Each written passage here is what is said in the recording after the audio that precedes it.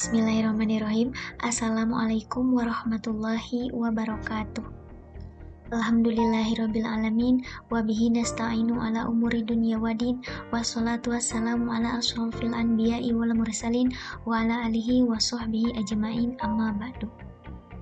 Alhamdulillah, pada pertemuan kali ini kita masih bisa belajar dengan keadaan daring.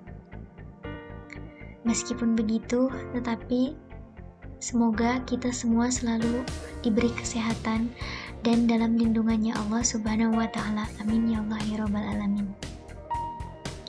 Pada pertemuan kali ini, kelompok kami akan membahas materi mengenai wawasan bimbingan dan konseling pada mata kuliah Administrasi Pendidikan.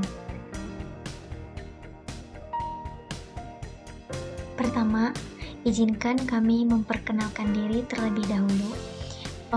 Kami dari kelompok 9 yang beranggotakan Hilda Rohyani, Afif Hamidi, dan Tuti Isnani, yang insya Allah akan mempresentasikan materi wawasan bimbingan dan konseling. Bismillahirrahmanirrahim.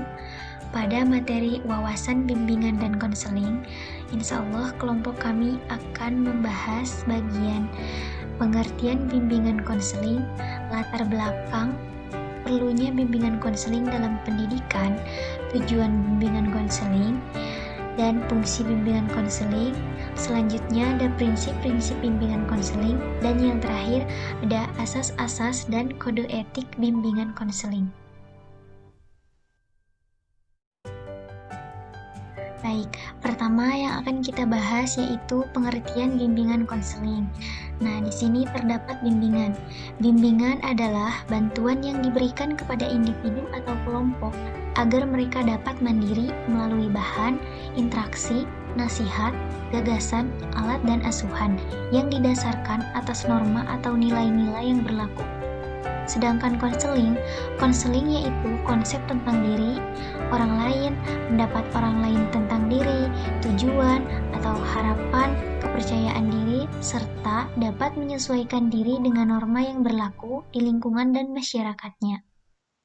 Jadi, dapat kita simpulkan bahwa bimbingan konseling adalah pelayanan bantuan untuk peserta didik maupun kelompok, agar mereka itu mampu mandiri dan berkembang secara optimal dalam bidang pengembangan kehidupan pribadi, kehidupan sosial, kemampuan belajar, dan perencanaan karir, melalui jenis layanan dan kegiatan pendukung berdasarkan dengan norma-norma yang berlaku.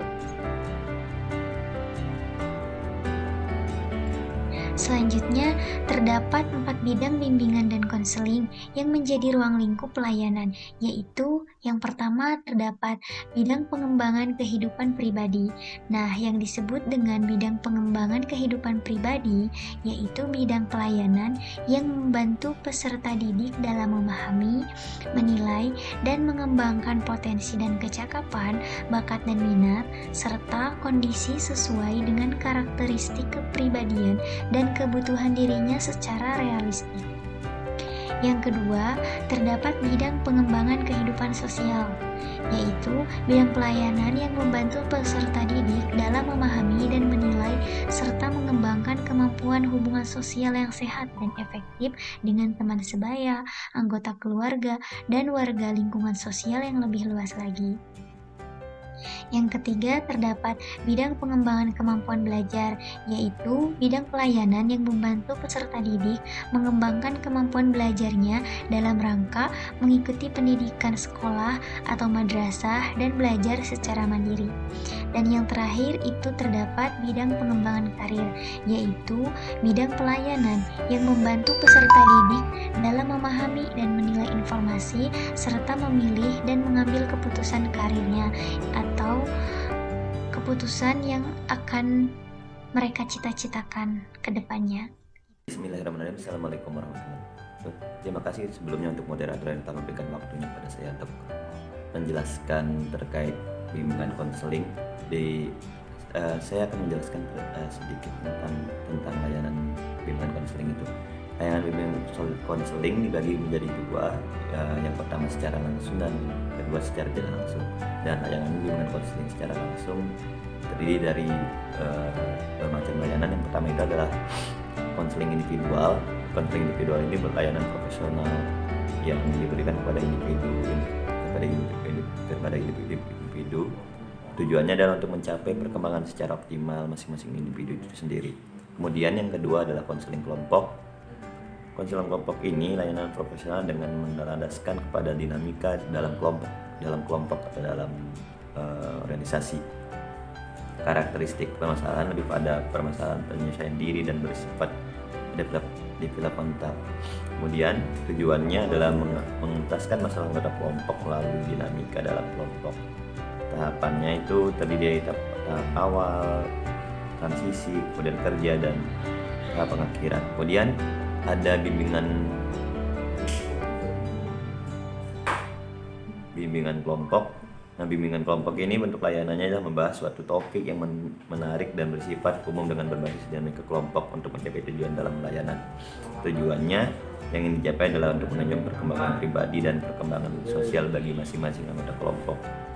Kemudian yang keempat adalah bimbingan klasikal. Bimbingan klasikal ini dilakukan dalam setting kelas seperti pembelajaran sehingga pelaksanaannya menggunakan strategi pembelajaran. Kemudian ada bimbingan kelas besar atau lintas kelas antar kelas, hampir sama dengan layanan bimbingan klasikal, namun penyelenggaraannya pada kelas besar atau lintas kelas. Layanannya bersifat preventif, pengembangan dan perseveratif untuk semua bidang masalah belajar, sosial, pribadi, dan karir.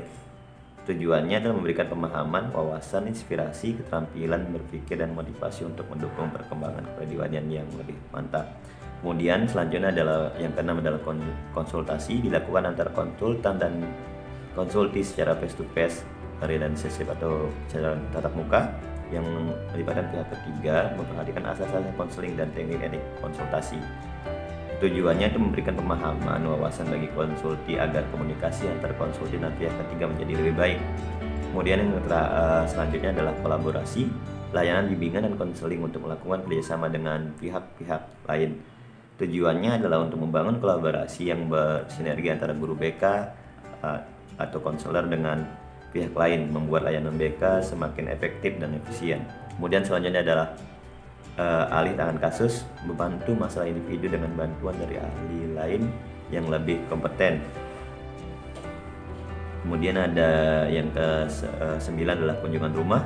Kegiatan yang dilakukan untuk mendeteksi kondisi keluarga yang diduga menjadi penyebab masalah atau semua masalah yang dialami oleh individu anak.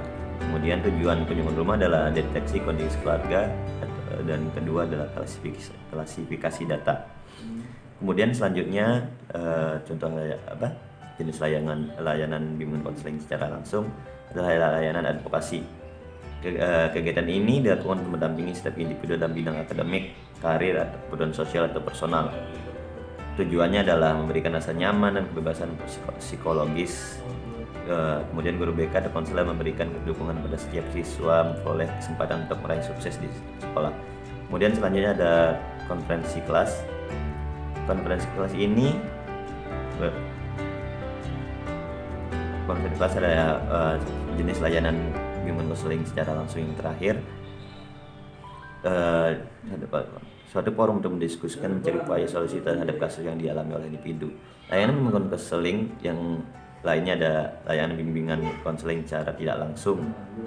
Nah, layanan bimbingan konseling secara tidak langsung ini dibagi menjadi 3. Yang pertama adalah papan bimbingan. Papan bimbingan ini berupa papan yang digunakan untuk mempertunjukkan materi-materi bimbingan dan konseling yang berisi artikel, gambar, bagan, poster, dan objek dalam bentuk 3 dimensi.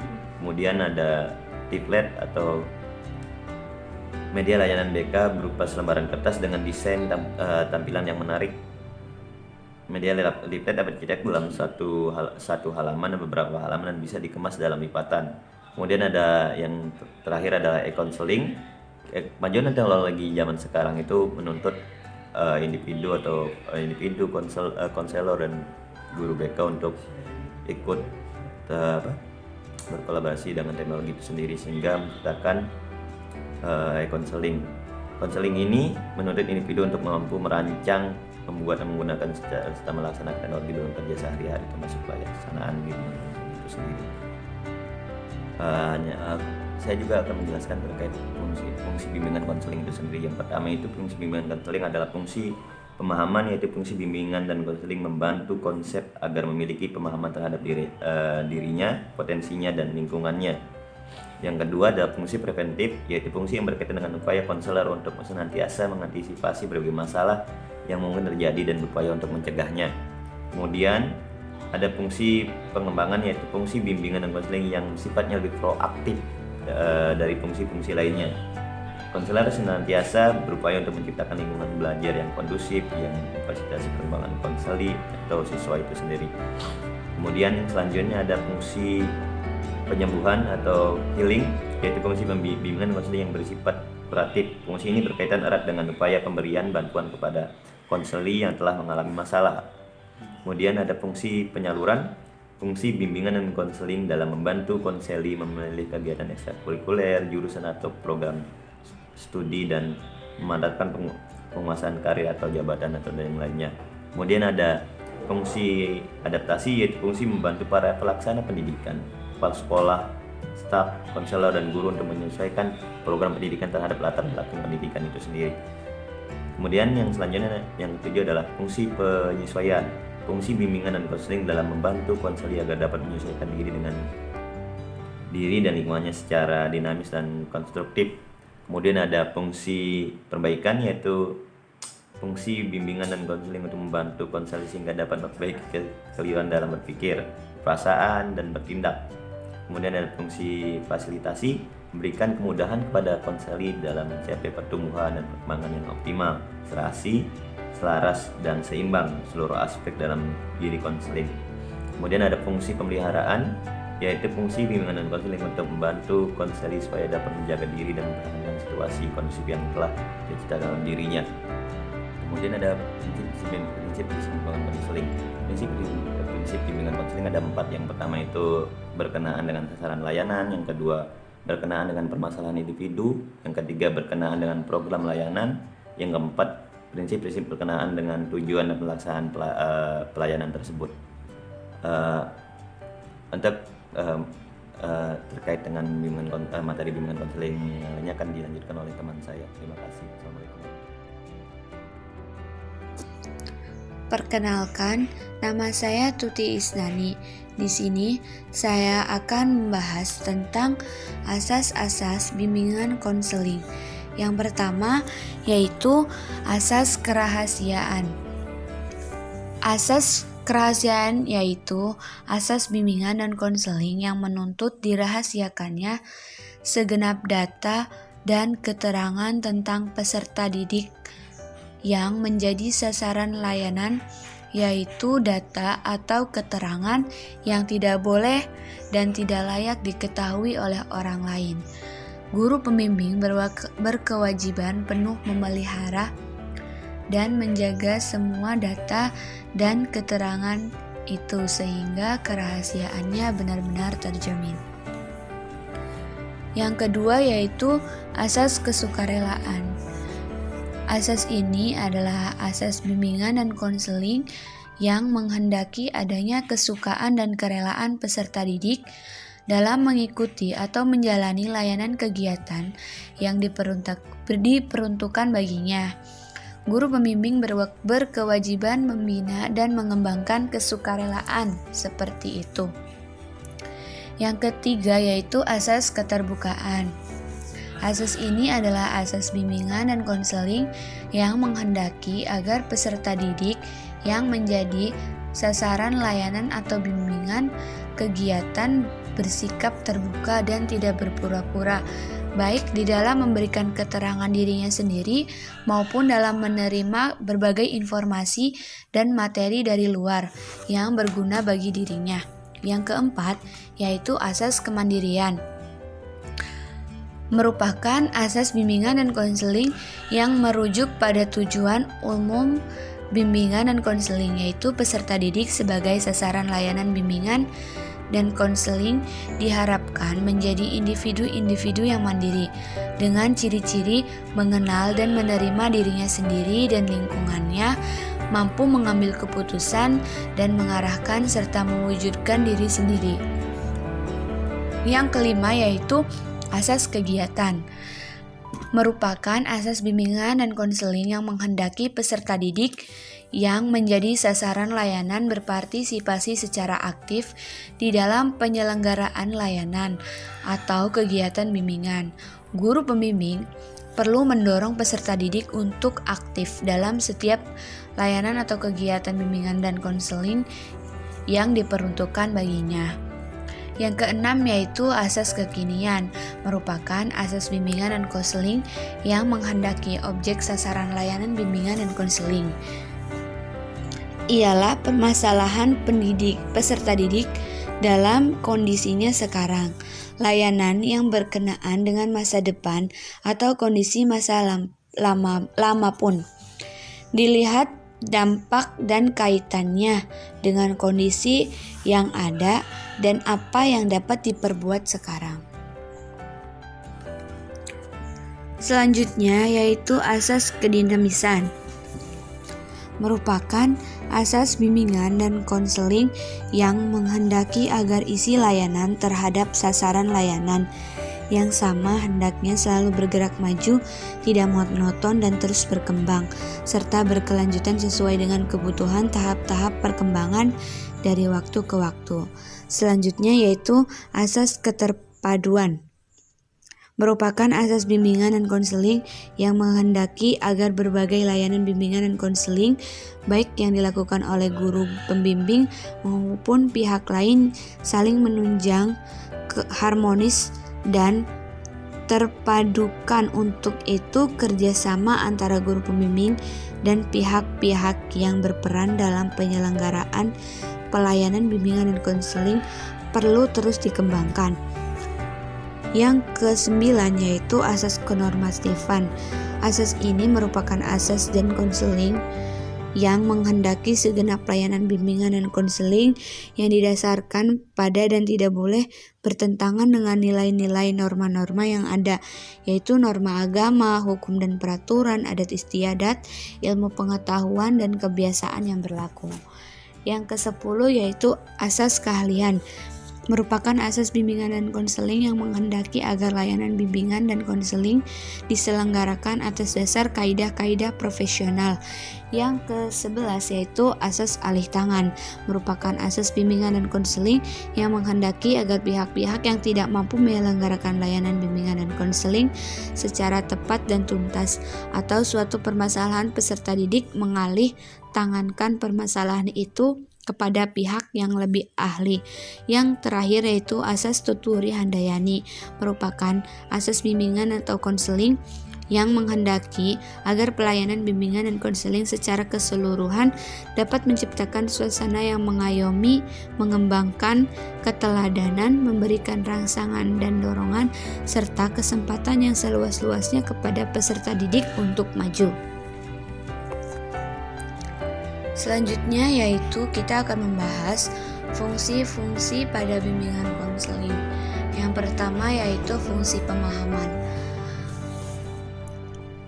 Fungsi pemahaman pada bimbingan konseling membantu konseling agar memiliki pemahaman terhadap dirinya, potensinya, dan lingkungannya seperti pendidikan, pekerjaan, dan norma agama.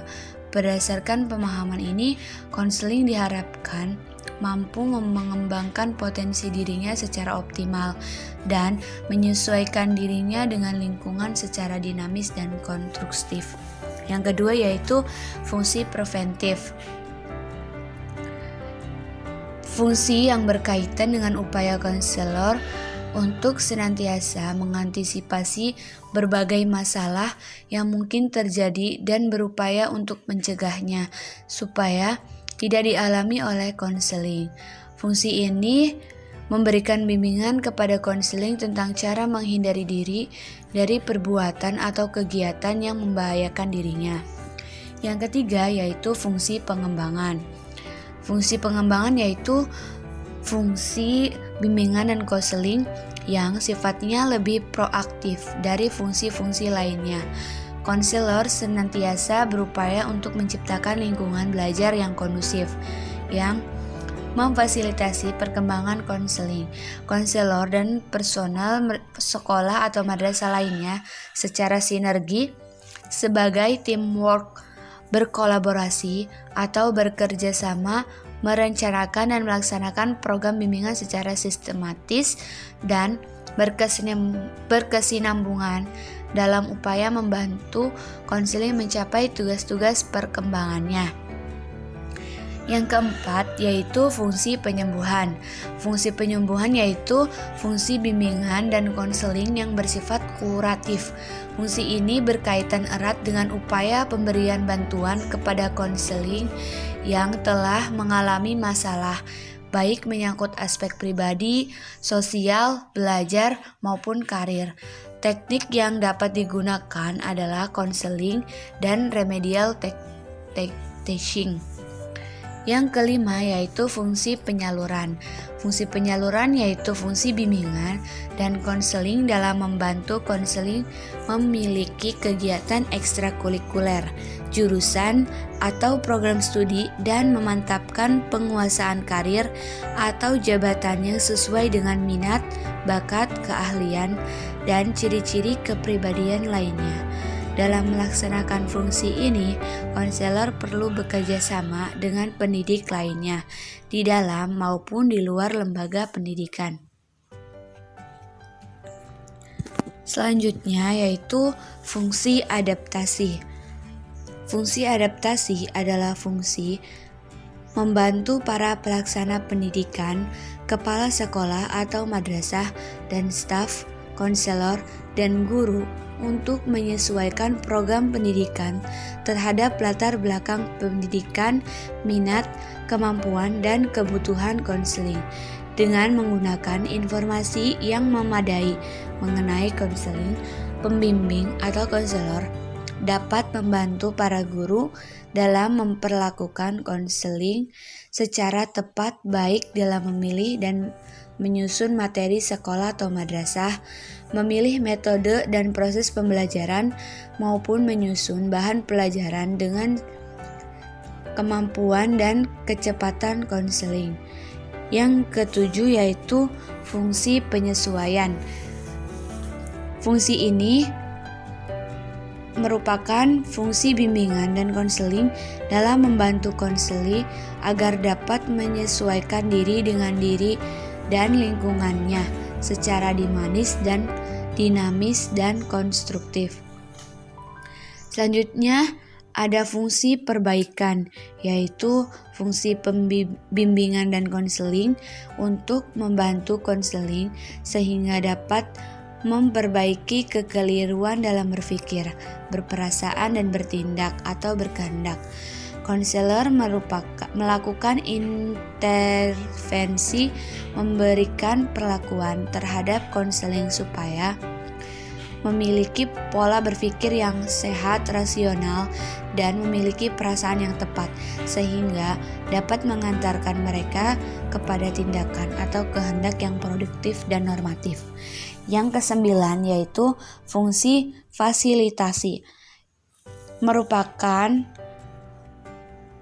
memberikan kemudahan kepada konseling dalam mencapai pertumbuhan dan perkembangan yang optimal, serasi, selaras, dan seimbang seluruh aspek dalam diri konseling. Yang terakhir yaitu fungsi pemeliharaan.